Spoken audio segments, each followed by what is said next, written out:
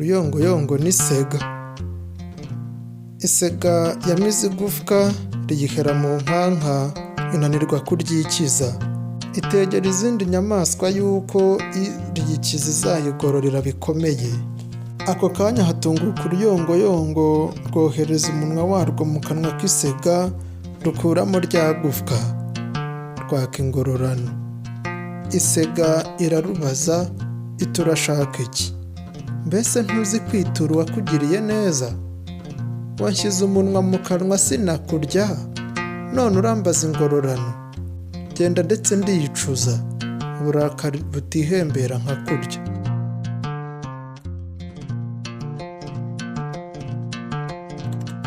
Ubuhemu n'uburyarya ni ingeso mbi.